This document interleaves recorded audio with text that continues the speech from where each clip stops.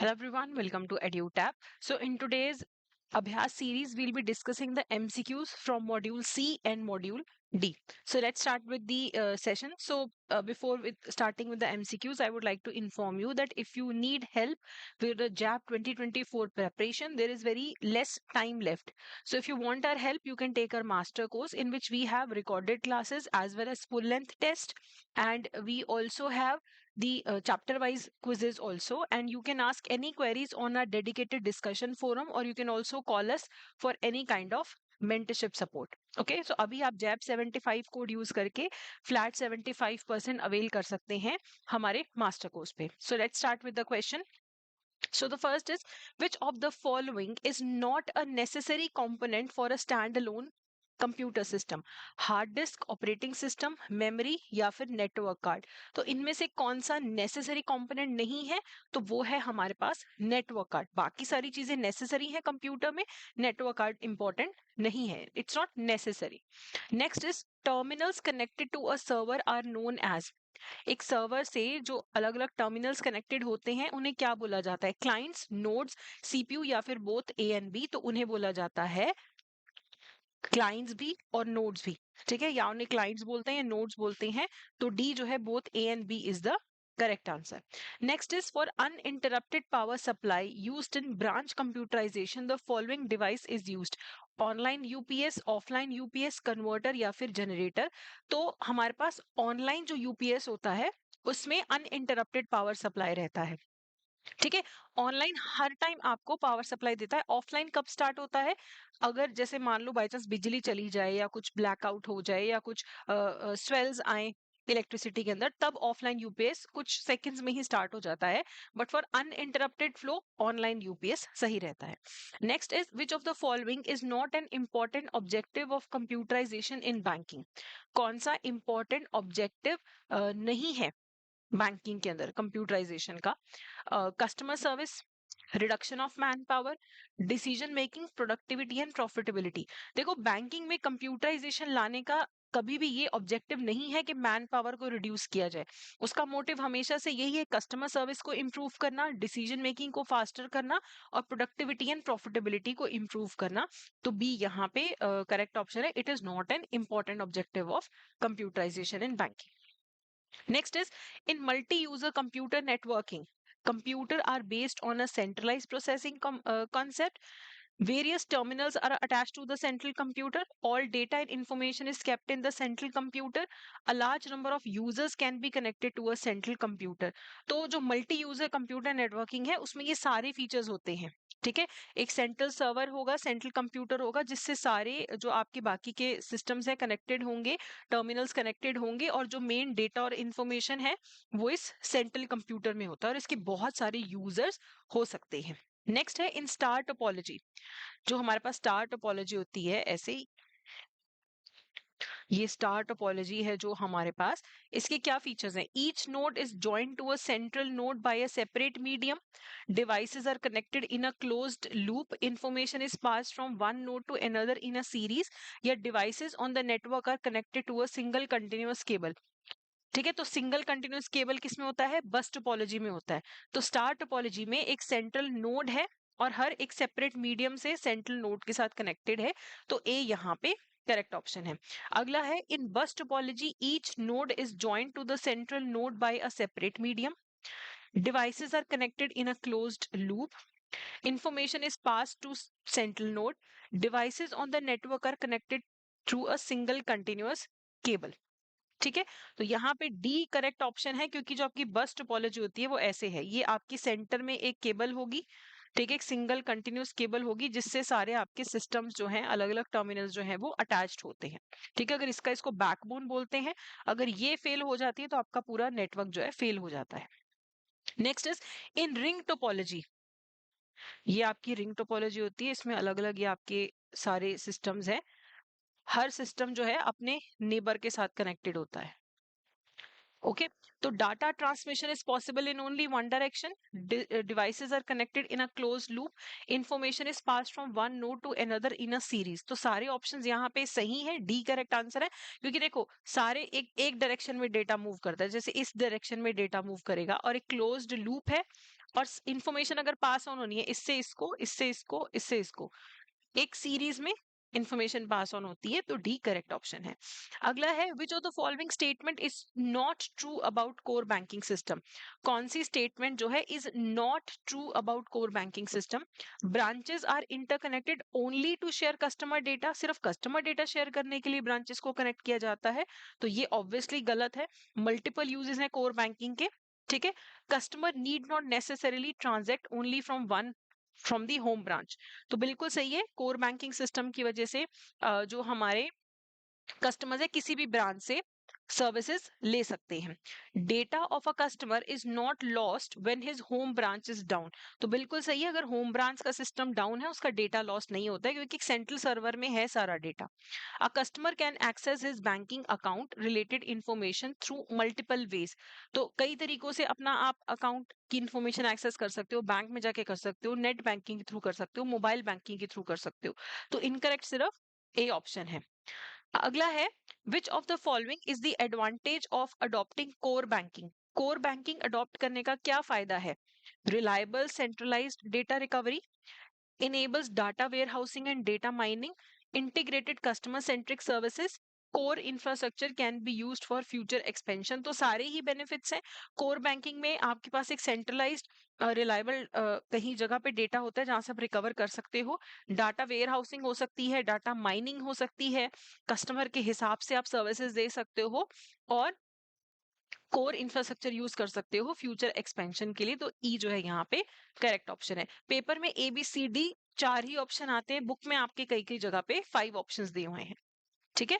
अगला है from the bank point of view the advantages of ATMs are. अगर हम बैंक का पॉइंट ऑफ व्यू देखें, बैंक को क्या फायदा है एटीएम का? Alternative to expanding banking hours, banking hour expand करने की जरूरत नहीं है, एटीएम में बहुत सर्विस मिल जाती है कस्टमर को। Cash handling, cash transportation is avoided, alternative to new branches, तो यहाँ पे देखो ए करेक्ट ऑप्शन होना चाहिए आपका।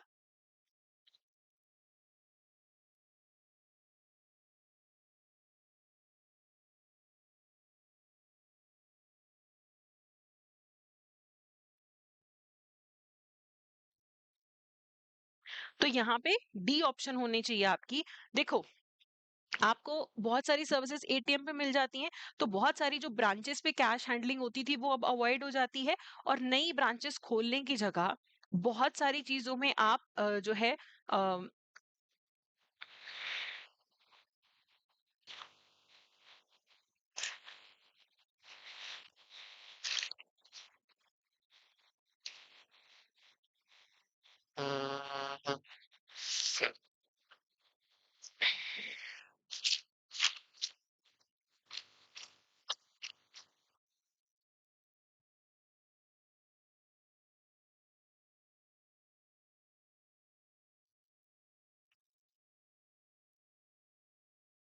तो यहाँ पे करेक्ट ऑप्शन है डी। देखो बहुत सारी सर्विसेज एटीएम्स में मिल जाएंगी, बैंक जाने की जरूरत नहीं है, बहुत सारी कैश हैंडलिंग बच जाती है बैंक के पॉइंट ऑफ व्यू से देखा जाए, और हर जगह नई ब्रांचेस खोलने की जरूरत नहीं है, बेसिक सर्विसेज के लिए लोग एटीएम जा सकते हैं, तो डी यहाँ पे करेक्ट ऑप्शन है। अगला है पिन। पिन क्या है? Personal identification number, postal index number, storage stored in the magnetic strip of the card, या फिर बोथ ए एंड सी, तो यहाँ पे करेक्ट आंसर सिर्फ ए है। पिन का मतलब होता है पर्सनल आइडेंटिफिकेशन नंबर। आपका जो कार्ड होता है उस पे तो पीछे सीवीवी नंबर दिया होता है, पिन नहीं दिया होता, ओके। पिन आपको किसी को बताना नहीं होता, तो ए यहाँ पे करेक्ट ऑप्शन है। अगला है the advantage of the processor smart cards are security, cheaper than वो जो मैग्नेटिक स्ट्रिप है, और जीपीएस इनेबल्ड होता है, या फिर ऑल ऑफ दी अबव। तो आपका जो स्मार्ट कार्ड है उसका मेन फीचर्स फायदा क्या होता है कि आपको बेटर सिक्योरिटी मिलती है, it's not cheaper, it is not GPS enabled, तो ये यहाँ पे करेक्ट ऑप्शन है। अगला है if you can make a card transaction by waving a smart card at POS, what type of smart card are you using? तो आजकल आपको टैप करके या फिर सिर्फ पास ले जाते हैं पीओएस मशीन के तो भी आपका ट्रांजेक्शन हो जाता है, तो वो आपके कॉन्टैक्ट लेस कार्ड आ गए हैं, ठीक है। तो यहाँ पे डी करेक्ट ऑप्शन है। अगला है the credit card offer. Credit card से क्या होता है, रिवॉल्विंग क्रेडिट मिल जाता है कुछ टाइम के लिए, एक तरीके का क्रेडिट मिलता है ना आपको बैंक से जब आप क्रेडिट कार्ड यूज करते हो। Pay off the entire amount of card usage, online recovery of amount of card usage, या फिर ऑल ऑफ दी अबव। तो ए यहाँ पे करेक्ट ऑप्शन है। जब आप क्रेडिट कार्ड यूज करते हो तो एक तरीके से आपको 1-1.5 महीने का क्रेडिट मिल जाता है बैंक की तरफ से कि अभी शॉपिंग कर ली, पैसे बाद में पे कर दिए। अगला है डेबिट कार्ड से क्या होता है, revolving credit, no. Pay off the entire amount later, no. Instant recovery of the amount of card usage. तो जब आप डेबिट कार्ड यूज करते हो तो इंस्टेंटली बैंक आपके अकाउंट से पैसे काट के किसको दे देता है, जो मर्चेंट है उसको, इंस्टेंटली। ठीक है, तो सी यहाँ पे करेक्ट ऑप्शन है। अगला है transactions of internet banking excludes. Internet banking में क्या नहीं आता, withdrawal of cash anywhere in India, statement of account for a specific period, transfer of funds from one account to another, या फिर बैलेंस इंक्वायरी। तो देखो इंटरनेट बैंकिंग से cash नहीं विड्रॉ कर रहे हैं आप, आपको कोई अपने अकाउंट की स्टेटमेंट चाहिए, आपको फंड ट्रांसफर करना है, बैलेंस इंक्वायरी करना है, वो हो जाता है। इंटरनेट बैंकिंग से कैश नहीं विड्रॉ होता है, तो ए यहाँ पे करेक्ट ऑप्शन है। अगला है which of the following is not a digital alternate delivery channel. इसमें से कौन सा डिजिटल ऑल्टरनेट डिलीवरी चैनल नहीं है, ATM, e kiosk, bank teller, internet banking. तो बैंक टेलर तो बैंक में बैठा होता है, वो डिजिटल ऑल्टरनेटिव तो नहीं है, कोई भी डिलीवरी चैनल नहीं है। तो सी यहाँ पे करेक्ट ऑप्शन है। बैंक टेलर तो एक ह्यूमन होता है, ब्रांच टेलर। अगला है modem does the following, modulates digital signal to analogue, demodulates analogue to digital, या कन्वर्ट्स डाटा टू इमेज। तो मॉडम जो है वो आपके जो डिजिटल सिग्नल्स हैं उनको एनालॉग और एनालॉग को डिजिटल में कन्वर्ट करता है। तो बोथ ए एंड बी जो है यहाँ पे करेक्ट ऑप्शन है। अगला है अ twisted pair cable consists of two insulated copper wires, an inner copper conductor held in position by circular spacers, single copper wire, या फिर all of the above। तो ट्विस्टेड पेयर केबल में क्या होता है, पुराने जमाने में ऐसी हमारी ये तार होती थी, इसमें से ऐसे एक ये तार एक ये तार, इनको आप हमें घुमा के ऐसे एक साथ कर देते थे ना, तो वो ट्विस्टेड पेयर केबल है। तो ए यहाँ पे करेक्ट आंसर है। ठीक है, उसके बाद है अ coaxial coaxial cable consists of two insulated copper wire, an inner copper conductor held in position by circular spacers, single copper wire, या फिर all of the above। तो coaxial जो होती है वो हमारी इस वाली ऑप्शन से जो ट्विस्टेड पेयर केबल है उससे बेटर होती है, तो बी यहाँ पे करेक्ट ऑप्शन है।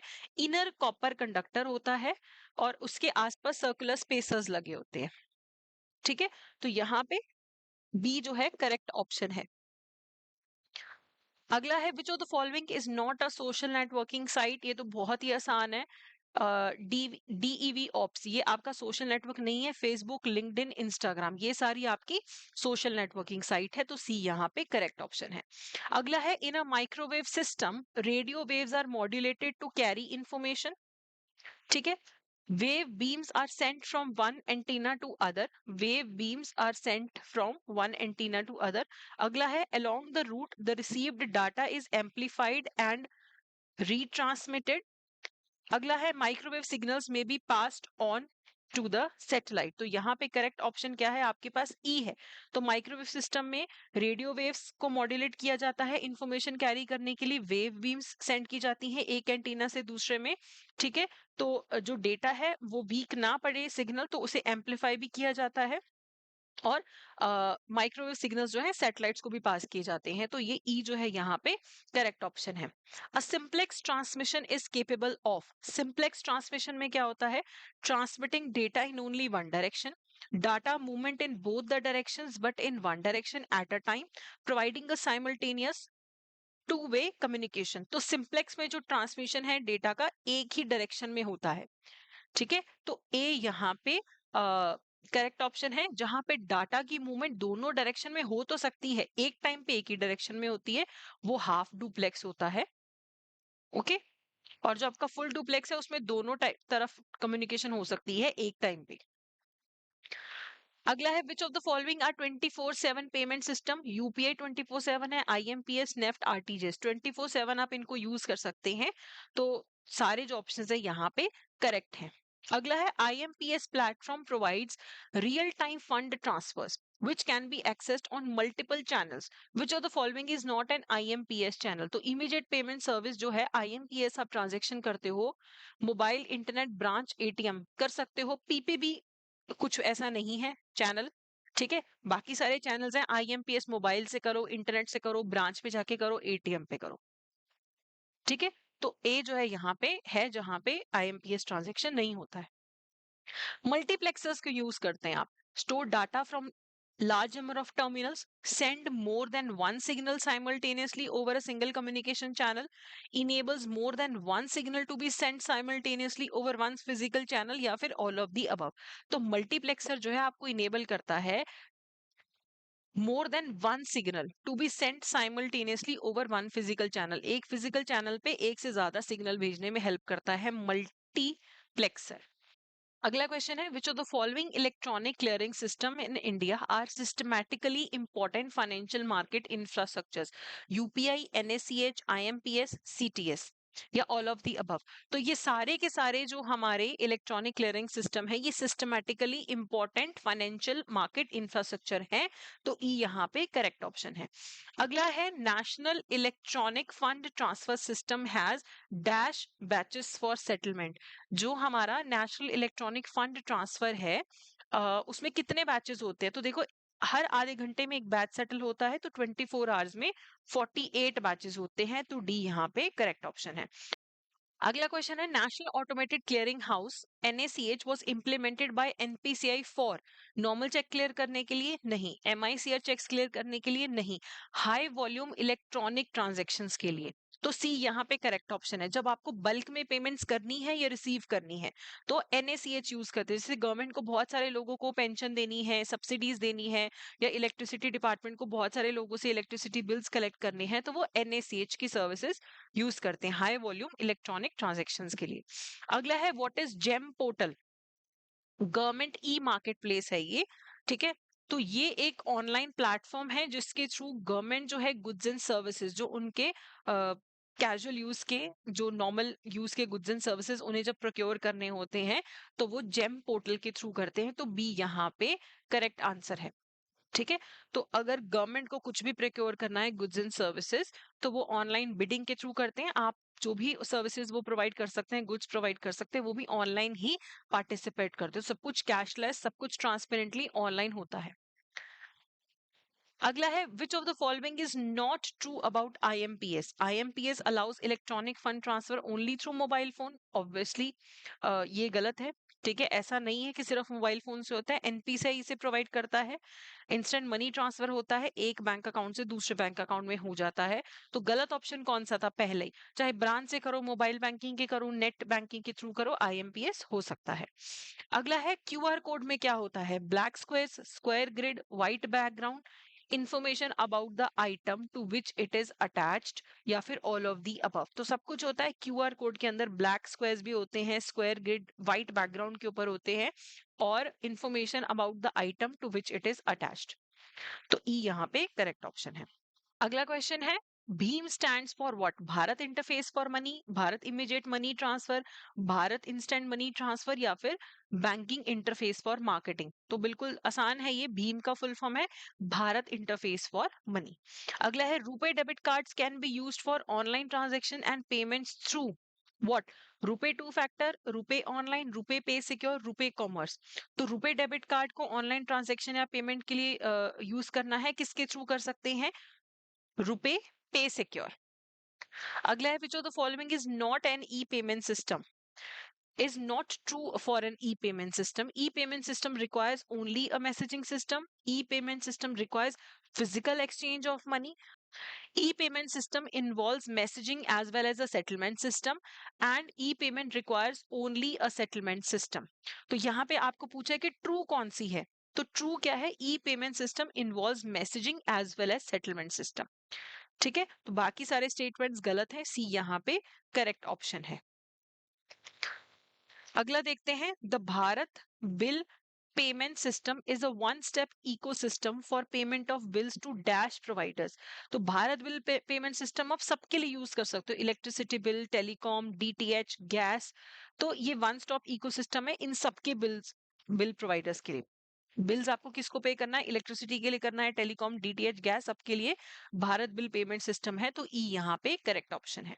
अगला, which of the following is a distinct advantage with UPI as compare to IMPS? क्या अलग से एडवांटेज है यूपीआई के पास जो आईएमपीएस के पास नहीं है? यूपीआई मोबाइल बेस्ड है, आईएमपीएस भी मोबाइल से हो सकता है। Branches can remit up to a maximum of 2 crore using UPI, ऐसा कुछ नहीं है। We can send a pull request to receive money, ये डिफरेंस है यूपीआई और आईएमपीएस में। आईएमपीएस में सिर्फ पेमेंट जाता है, यूपीआई में आप पेमेंट कलेक्ट करने के लिए भी रिक्वेस्ट कर सकते हो, जिसे पुल रिक्वेस्ट बोलते हैं। ठीक है, तो सी यहाँ पे करेक्ट ऑप्शन है। तो अगर आपको ये जो भी हम क्लास ले रहे हैं इसका पीडीएफ अगर आपको चाहिए तो पीडीएफ हमारे टेलीग्राम चैनल पे अवेलेबल होगा, जिसका लिंक आपको डिस्क्रिप्शन में मिल जाएगा। अगला है, what are the uses of hosting a bank's website on the internet? Bank website क्यों बनाता है इंटरनेट पे? इंफॉर्मेशन देने के लिए, यस। फाइनेंशियल एडवाइस के लिए, yes. Non banking activities highlight करने के लिए, यस। फाइनेंशियल प्रोडक्ट्स को सेल करने के लिए, यस। तो सारी ही चीजों के लिए बैंक जो है अपनी वेबसाइट को यूज कर सकता है। अगला है, which of the following is associated with distributed ledger technology? तो मैं हमेशा बोलती हूँ अगर ब्लॉकचेन नहीं भी समझ आता ना तो ये टर्म याद कर लो, distributed ledger technology. Transaction blocks की फॉर्म में आपकी सेव होती हैं, तो डिस्ट्रीब्यूटेड लेजर टेक्नोलॉजी किससे रिलेटेड है? ब्लॉकचेन से रिलेटेड है। चलिए अगला देखते हैं। Communication technology helps in transmission of data, is a tool for data mining, facilitates the processing of data, enables decision support system। तो कम्युनिकेशन टेक्नोलॉजी आपको किस चीज में हेल्प करती है? कम्युनिकेशन टेक्नोलॉजी आपको डाटा ट्रांसमिट करने में हेल्प करती है। ठीक है, कुछ तो बिल्कुल सीधे सीधे आंसर भी है कई चीजों के, तो वो आपको गलत नहीं करना पेपर में। अगला है, which of the following is not a payment system? इनमें से क्या पेमेंट सिस्टम नहीं है हमारा? RTGS, फेडवायर, NEFT, Swift. स्विफ्ट एक फाइनेंशियल ट्रांजैक्शंस में मैसेजिंग प्लेटफॉर्म है, मैसेजिंग प्लेटफॉर्म है। बाकी सब जो है पेमेंट सिस्टम है। फेडवायर यूएसए का है, पेमेंट सिस्टम है, लेकिन स्विफ्ट जो है वो मैसेजिंग प्लेटफॉर्म है, तो डी यहाँ पे करेक्ट ऑप्शन है। अगला है, the universal set of standards for EDI is known as EDIFACT, EDI, ISO या फिर बीआईएस? तो the universal set of standards for EDI is known as what? क्या इसमें करेक्ट ऑप्शन है? पहली बात तो ईडीआई क्या होता है? ईडीआई है इलेक्ट्रॉनिक डेटा इंटरचेंज। ठीक है, इलेक्ट्रॉनिक डेटा इंटरचेंज। और एडिफैक्ट है इसका करेक्ट आंसर। एडिफैक्ट क्या होता है? Electronic data interchange for administration, commerce and transport. तो ये यूनिवर्सल सेट ऑफ स्टैंडर्ड जो है इलेक्ट्रॉनिक डेटा इंटरचेंज के लिए, वो है एडिफैक्ट बोला जाता है उन्हें। ठीक है, ये ग्लोबल सेट ऑफ रूल्स हैं जो यूएन ने डिफाइन किए हैं, जहां पे inter company electronic data exchange होता है, वहां पे एडिफैक्ट यूनिवर्सल सेट ऑफ स्टैंडर्ड्स है, तो ए यहाँ पे करेक्ट ऑप्शन है। अगला है, which one of the following statements best describes RPA? RPA is a rapid method of developing applications. RPA is guided by RBI's cybersecurity guidelines. RPA is aimed at automating business processing, या फिर all of the above? तो RPA जो है, robotic process automation जो है, इसका main जो M है काफी सारे जो मंडेन बिजनेस प्रोसेसेस हैं उन्हें ऑटोमेट करने का, ह्यूमन इंटरफेरेंस के बिना हो जाए, तो सी यहाँ पे करेक्ट ऑप्शन है। अगला है, which one of the following is the capability of chatbot? Chatbot क्या करते हैं? चैटबॉट क्या कर सकते हैं? Mimic speech for simulating interaction with humans. तो आजकल आप अपनी ये सीरी से बात कर लो, एलेक्सा से बात कर लो, ऑनलाइन आपके चैटबॉट्स आ जाते हैं जो पूछते हैं how may I help you. तो जैसे आप ह्यूमन से बात करते हैं वैसे ये चैटबॉट्स होते हैं जिनसे आप बात कर सकते हैं, तो हमारे ह्यूमन स्पीच को ये मिमिक कर सकते हैं, रिटर्न या वर्बल। तो ए यहाँ पे करेक्ट ऑप्शन है। अगला है, 5G नेटवर्क क्या यूज करता है? माइक्रोवेव, सेंटीमीटर वेव्स, नैनोवेव्स या मिलीमीटर वेव्स? तो जो हमारी 5G टेक्नोलॉजी है वो मिलीमीटर वेव्स यूज करती है, तो डी यहाँ पे करेक्ट ऑप्शन है।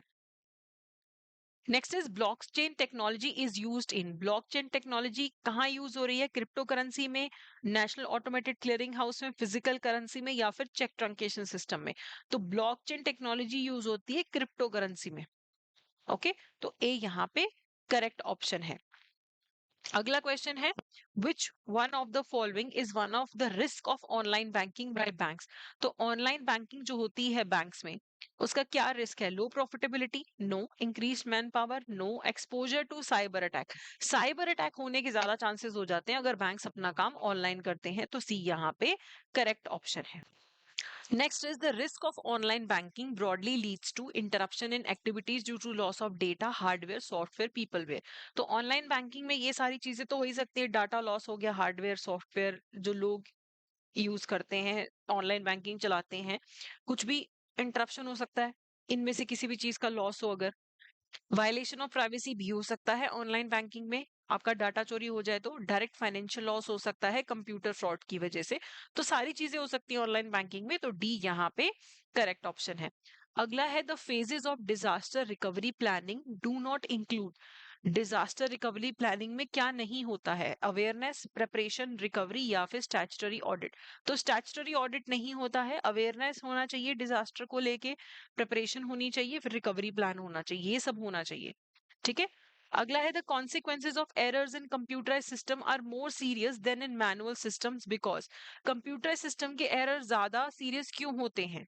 क्योंकि कंप्यूटर्स बहुत सारा डेटा प्रोसेस करते हैं, और एरर्स जो है कंप्यूटर सिस्टम में हाई स्पीड पे जनरेट होते हैं, कॉस्ट उसको करेक्ट करने की बहुत हाई हो सकती है।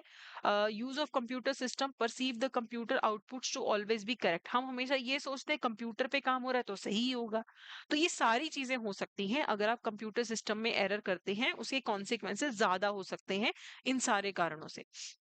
अगला, which of the following is not a cyber threat? Phishing, malware, floods, DDoS. तो साइबर थ्रेट नहीं है फ्लड्स, फ्लड तो मतलब एनवायरमेंटल नेचुरल हजार्ड है, एक नेचुरल डिजास्टर है, तो सी यहाँ पे करेक्ट ऑप्शन है। अगला है IAS audit is carried out through IT systems with the help of CAATT, यानी कि computer aided audit tools and techniques. तो IAS audit is carried through IT systems with the help of CAATT। This type is known as audit around the computer, audit through the computer, audit with the computer. तो इसे हम audit with the computer बोलते हैं। Computer aided audit tools and techniques हैं, ठीक है, तो ऐसे ऑडिट को हम ऑडिट विद द कंप्यूटर बोलते हैं। अगला है which of the following is not a recommendation in the Gopal Krishnan committee report? IT service outsourcing, cyber fraud, customer education, IT governance या फिर नन ऑफ द अबव। तो नन ऑफ द अबव है। जो Gopal Krishnan committee है, कमेटी ने जो report दी थी IT वगैरह को लेके, सिक्योरिटी को लेके, तो सारी चीजें बोली हैं उन्होंने, तो नन ऑफ द अबव यहाँ पे करेक्ट ऑप्शन है। Effective control mechanism in a computerize environment are preventive, corrective, detective.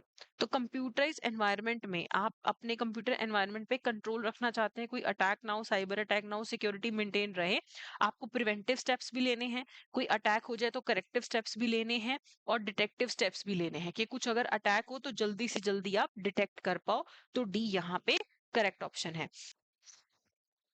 Next is the objective of IAS security is to maintain ensure information security, information system security किस लिए होती है?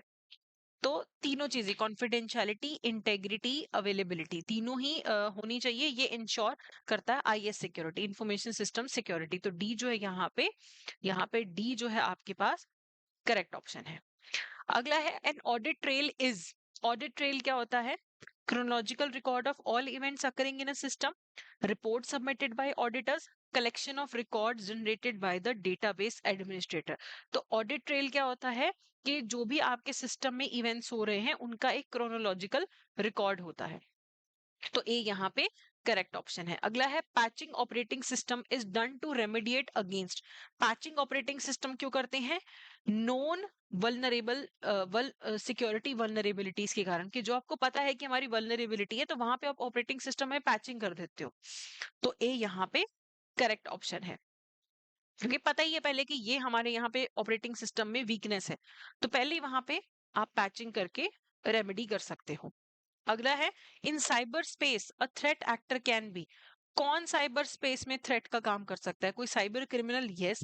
Business competitor भी आप पे cyber attack वगैरह करवा सकते हैं, यस। आपका कोई पुराना या इस टाइम का एम्प्लॉय जो खुंदक खा के बैठा हो, वो साइबर सिक्योरिटी का थ्रेट आपके सामने ला सकता है। तो डी जो है यानी कि सारे के सारे ये थ्रेट एक्टर हो सकते हैं, थ्रेट ला सकते हैं आपके अगेंस्ट साइबर स्पेस के अंदर। अगला है which of the following is used for detecting, analysing and responding to security threats.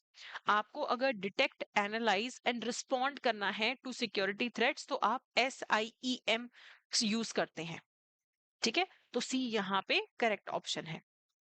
अगला है which one of the following aspects is not the requirement of a cyber SOC। क्या requirement नहीं है cyber SOC की? ठीक है, forensic investigation of financial frauds, dashboards and oversights, policy measurement and enforcement, की matrix reporting structure, या फिर D dynamic behaviour analysis. इसमें से किस क्या रिक्वायरमेंट नहीं है एक साइबर SOC का? तो जो फोरेंसिक इन्वेस्टिगेशन होता है फाइनेंशियल फ्रॉड्स का, it is not an requirement of an cyber SOC। तो हमारे जो ऑर्गेनाइजेशंस होते हैं, बैंक्स है, वहां पे साइबर SOC होता है जिसका काम होता है कि अगर कोई भी अटैक होता है, साइबर अटैक होता है, तो ये एकदम से एक्शन में आते हैं और ये रिपोर्टिंग करते हैं कि ये साइबर अटैक हो चुका है और इसके लिए हमें स्टेप्स लेने की जरूरत है। तो हर बैंक में जो भी ऑर्गेनाइजेशन है वहां पे SOC होता है, सिक्योरिटी ऑपरेशन सेंटर होता है। ठीक है, तो उनका ये काम है कोई भी थ्रेट है उनको मॉनिटर करना और आपके सिस्टम्स को प्रोटेक्ट करना। अगला है the objective of conducting VAPT, vulnerability assessment and penetration testing क्यों करते हो? To identify vulnerabilities in network, server, system infrastructure. तो सब में ही आपको अपने सिस्टम में, नेटवर्क में, सर्वर में अगर देखना है कि कहाँ वल्नरेबिलिटी है, तो आप एक्सटर्नल थर्ड पार्टी वेंडर से अपने सिस्टम का VAPT टेस्ट करवाते हो, वल्नरेबिलिटीज खुद से आइडेंटिफाई करवाते हो कि ये गड़बड़ लगती है, यहाँ हमें इंप्रूवमेंट की जरूरत है अपने साइबर सिक्योरिटी में। तो डी यहाँ पे करेक्ट ऑप्शन है। अगला है E-Rupee can not be issued for person to person, business to consumer, business to business, या फिर नन ऑफ दी अबव। तो बिजनेस टू बिजनेस आप E-Rupee इशू नहीं करते हैं जो वाउचर है, person to person, business to consumer issue कर सकते हैं। तो सी यहाँ पे करेक्ट ऑप्शन है। अगला है benefits of fintech products for banks include. Fintech जो प्रोडक्ट्स हैं उनका क्या फायदा है बैंक्स को? Reduced time to market for products, customer service and revenue, reduced cost. तो ये सारे ही बेनिफिट है फिनटेक प्रोडक्ट्स यूज करने के। ऑनलाइन हो जाता है, ज्यादा खर्चा नहीं है, सब कुछ हैंडल करना इजी है। ठीक है, टाइम कम लगता है मार्केटिंग वगैरह करने में, सब कुछ ऑनलाइन हो जाता है फिनटेक प्रोडक्ट्स। अगला है suptech services are used by supervisory technology services कौन यूज करता है? Suppliers of hardware, third party vendors, emerging technology vendors, या फिर फाइनेंशियल सुपरवाइजरी अथॉरिटी। तो जो हमारे पास फाइनेंशियल सुपरवाइजरी अथॉरिटीज हैं वो सारी कंप्लायंस चेक करने के लिए सुपटेक सर्विसेज यूज कर सकते हैं। ठीक है, supervisory technology. API in terms of open banking refers to application programming interface, advanced persistence innovation, advanced programming interface, या फिर all purpose interface। तो application programming interface API। Okay, अब अगला है which one of the following statement is not true about open banking? It is the practice of enabling secure interoperability in the banking industry. It allows third party payment service providers to access banking transactions and other data from banks and financial institutions. Being open in nature, open banking facilitates the opening of accounts to foster financial inclusion. APIs play a greater role in sharing customer data in open bank. यहाँ पे पूछा गया है not true about open banking. देखो, open banking से interoperability आती है, ठीक है, and third party payment service provider access कर सकते हैं बैंकिंग ट्रांजैक्शंस को या दूसरे डाटा को, ऑब्वियसली कस्टमर के कंसेंट के साथ, और एपीआई का बहुत मेजर रोल होता है। तो सारी ऑप्शन सही है, सी जो है यहाँ पे इनकरेक्ट ऑप्शन है।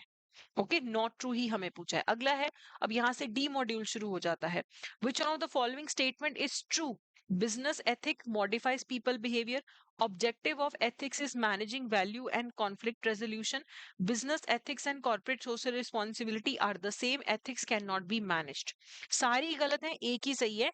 एथिक्स आपको वैल्यूज और कॉन्फ्लिक्ट रेजोल्यूशन में हेल्प करते हैं. वैल्यूज मैनेज करना, कॉन्फ्लिक्ट रेजोल्यूशन करना.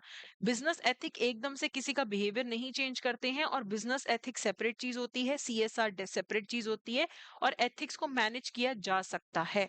तो सही कौन सी है? सिर्फ हमारे पास बी ऑप्शन. अगला है, which one of the following is not a principle of ethics? कौन सा प्रिंसिपल ऑफ एथिक्स नहीं है? Fairness, dignity, goodwill, remaining conscious for profits and all cost.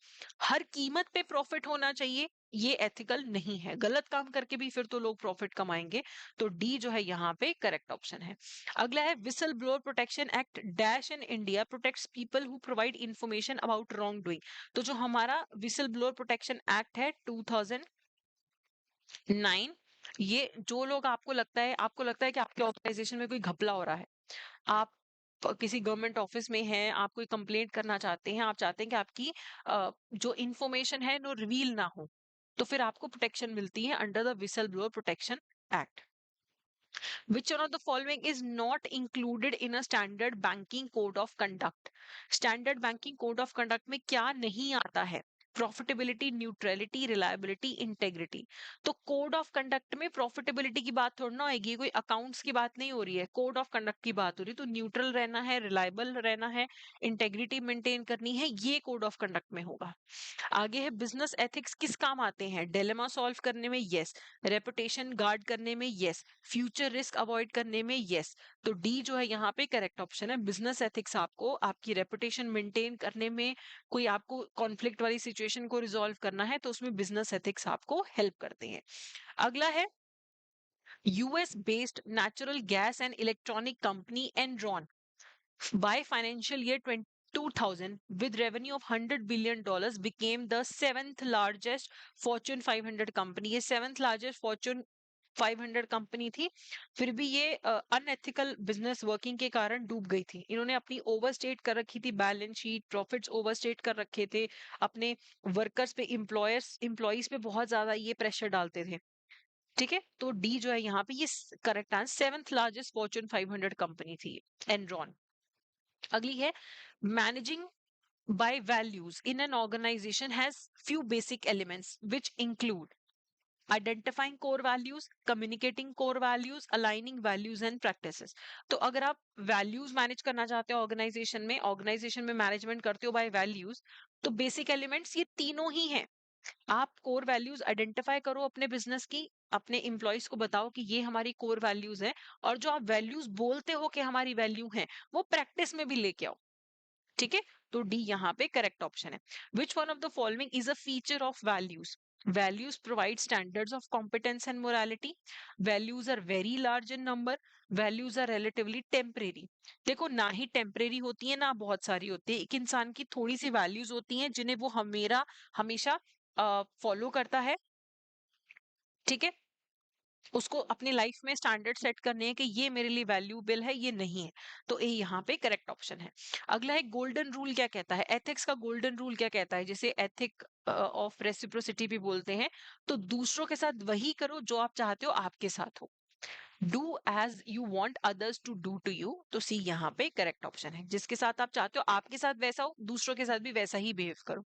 Corporate culture is explained as sets of values, goals, beliefs, ways of looking at problems, targeting bigger market share, maximizing profitability. तो corporate culture कैसे define होता है? आपकी values, beliefs, goals क्या हैं as an organization. Ethical dilemma कब होता है? When there is clash between two rights, clash between right and wrong, conflict between right and less right. तो ethical dilemma होता है कि दो सही situations में से कौन सी चूज करें. मतलब दोनों ही ठीक है, आप चूज कर सकते हो, लेकिन दोनों ही परफेक्ट सोल्यूशन नहीं प्रोवाइड कर रही हैं. तो तब वहां पे एथिकल डिलेमा होता है. अगला है, integrity is core value which makes an individual partial, makes an individual complete, makes an individual extensive. तो इंटेग्रिटी जो है आपको एक कंप्लीट बनाती है एक इंसान को, कि जो आपने एक बार बोल दिया, आप अपनी कमिटमेंट पे रहते हो, नॉन करप्ट रहते हो.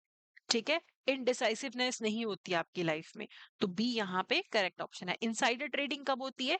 जब आप इंफॉर्मेशन यूज करते हो, कॉन्फिडेंशियल इंफॉर्मेशन यूज करते हो अपने आप को फायदा पहुंचाने के लिए, रिलेटिव्स को या फ्रेंड्स को फायदा पहुंचाने के लिए, कि मुझे पता है कि अब कंपनी की ये डील होने वाली है, शेयर्स बढ़ने वाले, तुम पहले ही खरीद लो, तो नॉन पब्लिक कॉन्फिडेंशियल इंफॉर्मेशन आप अपने दोस्तों, फैमिली, रिश्तेदारों के साथ शेयर कर रहे हैं, और वो उस इंफॉर्मेशन को यूज करके स्टॉक एक्सचेंज में ट्रेड करते हैं या आप ट्रेड करते हो, और रेगुलेटर यानी कि सेबी को नहीं बताते हो। ठीक है, तो यहाँ पे ये सारी चीजें जब होती हैं उसे इनसाइडर ट्रेडिंग बोला जाता है। तो डी यहाँ पे करेक्ट ऑप्शन है।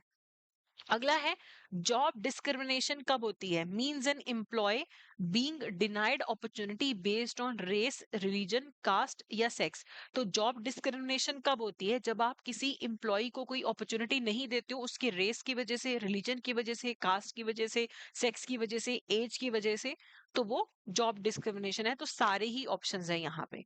अगला है, bank employees are expected not to accept bribes while. Bank employees को कब ब्राइब नहीं लेनी है?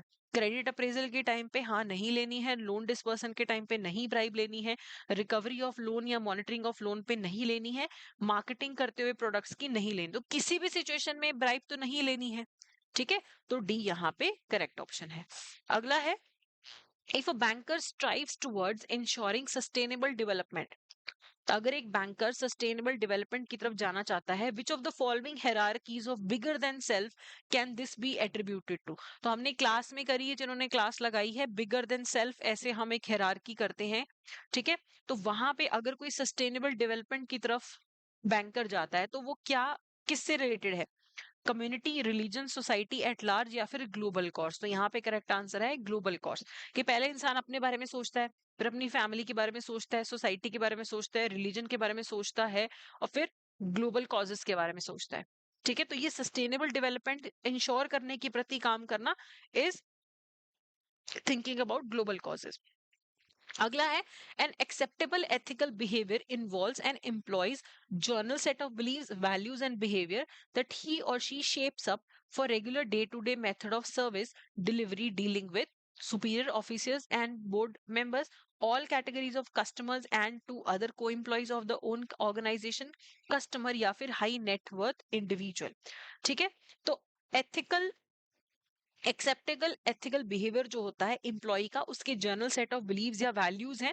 ठीक है, जो उसके सारे डे टू डे मेथड्स को शेप अप करता है जब वो किसी भी कस्टमर से डील कर रहे हो, चाहे किसी कोई एम्प्लॉय से डील करो, किसी भी डील कर रहे हो, तो उसके कुछ एक्सेप्टेबल बिहेवियर होता है, बिलीव्स या वैल्यूज होते हैं, जो उसके पूरे दिन में वो अपने आप को कैसे कंडक्ट करता है, चाहे कस्टमर्स हो चाहे कोई एम्प्लॉयज हो। ठीक है, तो बी यहाँ पे correct option. Of the following, which one is not a remedy for unethical behavior? Developing ethics manual, nip unethical behavior in the bud, means are appreciated, annual performance appraisal। तो अगर कोई unethical behavior करना है, उसको रोकना है, तो कैसे करेंगे? एथिक मैनुअल होना चाहिए। कोई अनएथिकल बिहेवियर करे तो उसी टाइम रोक दो। मीन्स को अप्रिशिएट करो, सिर्फ एंड को अप्रिशिएट ना करो, एंड रिजल्ट को अप्रिशिएट ना करो, ये भी देखो कि उसने उस एंड तक पहुंचने के लिए कहीं कोई जुगाड़ तो नहीं किया, कोई गलत तरीका तो नहीं इस्तेमाल किया। सही तरीके से अगर कोई काम करता है उसको अप्रिशिएट करो। ठीक है, एनुअल परफॉर्मेंस अप्रेजल कोई तरीका नहीं है अनएथिकल बिहेवियर को रेमेडी करने का। ठीक है, तो डी यहाँ पे करेक्ट ऑप्शन है। Of the following which does not amount to conducting personal work during business hour. तो अगर आप ऑफिस के टाइम पे पर्सनल काम कर रहे हो वो अनएथिकल है, तो इसमें से क्या नहीं है पर्सनल वर्क कंडक्ट करना ऑफिस के टाइम पे?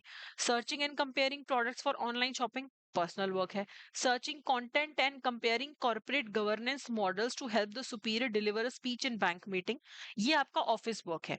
Guiding employees of small businesses owned by the employee, employee के अपने जो बिजनेसेस हैं उसमें हेल्प करना, नहीं, ये भी अनएथिकल है।